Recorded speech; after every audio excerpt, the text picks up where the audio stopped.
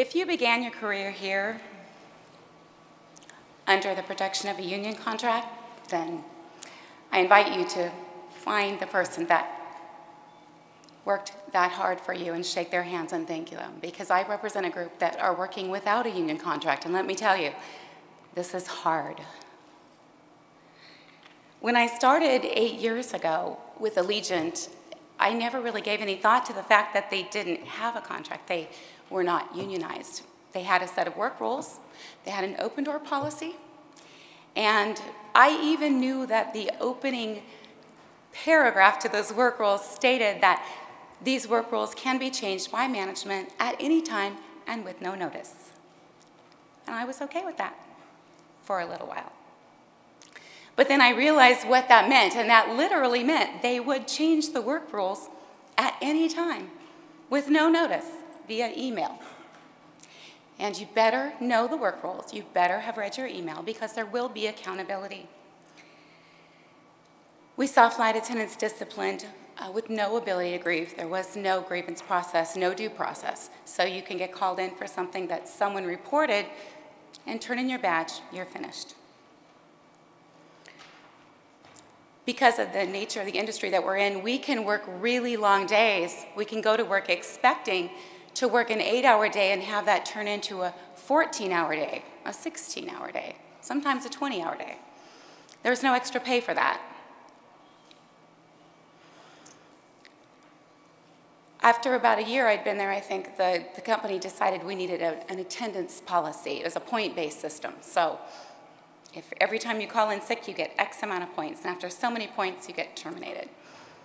But they decided that they would make that policy retroactive for 6 months. So you actually ended up with points for sick calls that you had made prior to the existence of that policy. And I found out the open door policy meant you were welcome to send as many emails as high up as you'd like, and they would systematically be deleted by everyone. So it didn't take very long before the flight attendants realized that we really needed the protection of a contract, and the TWU was a perfect fit. So in 2010, the flight attendants voted in the TWU, and I became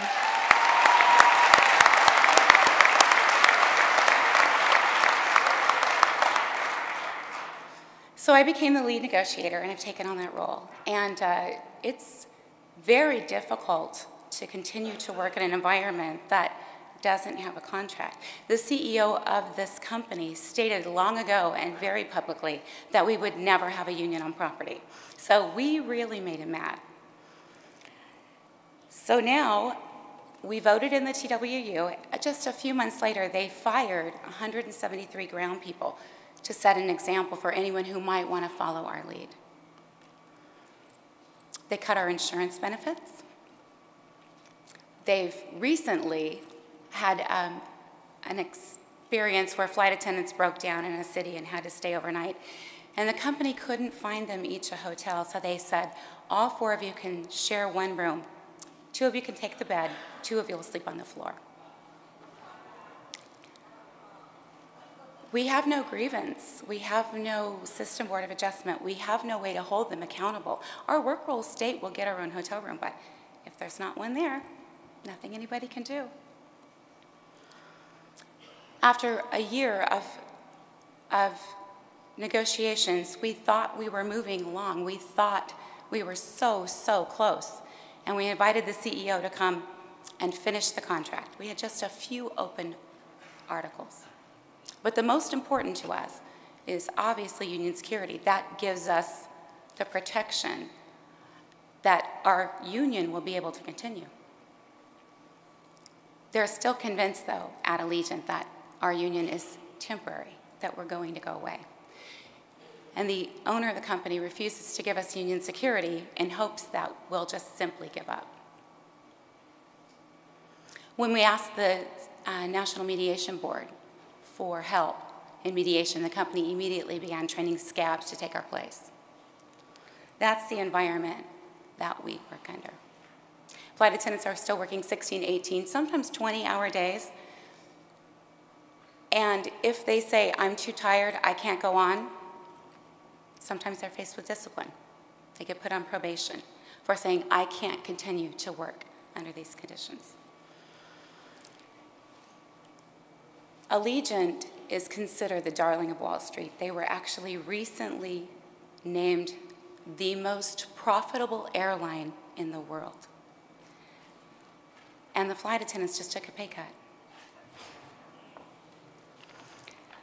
I know that recently, most of you probably heard in the news that Allegiant had to ground their fleet. The FAA grounded them for a few days. They're still recovering from that for some slides. But let me tell you the story on that.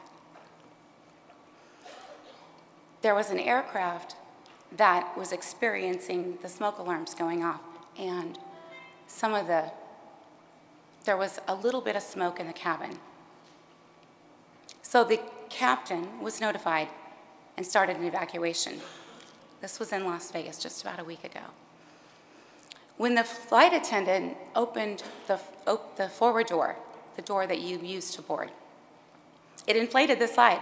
But the slide fully inflated, he called passengers to that door. And as the first passenger was getting ready to jump and go down the slide, he noticed the slide had popped. And he grabbed that passenger by the belt and pulled him back in the plane before he went over the slide. In the investigation that followed, they found out that the manufacturer of those slides sent a directive to the company in 2007, that said the slides needed to be maintained, replaced, and inspected every year. But Allegiant decided to do that every 3 years. So the darling of Wall Street has been sending thousands of passengers, hundreds of flight attendants, out every day on planes with slides that may or may not operate in the event of an emergency. We need the protection of a contract. We need to hold the company accountable for our protection and the protection of our passengers. We are not giving up our fight. We continue to move forward. We have requested help from the NMB. With the support of the TWU, especially Tom McDaniel, Kevin Barber, we have started a successful corporate campaign that includes letting the public know our fight and the things that they need to be aware of about this darling of Wall Street. Tomorrow we're going to be getting on buses and heading down to the corporate office. We invite all of you to please join us.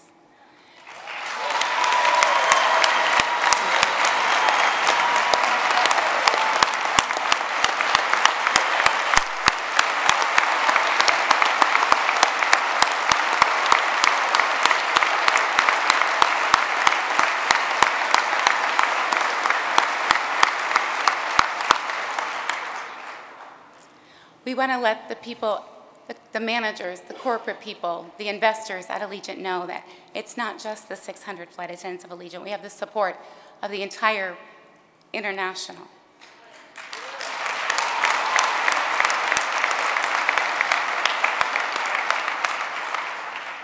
So on behalf of the flight attendants of Allegiant, we thank you all for your continued support. I'm here today as a guest because we don't have a contract. So we don't have a charter. We don't have delegates at this convention. But with your continued support and the support of the International, the next time you all come together for the International Convention, we will be here with our contract in the front.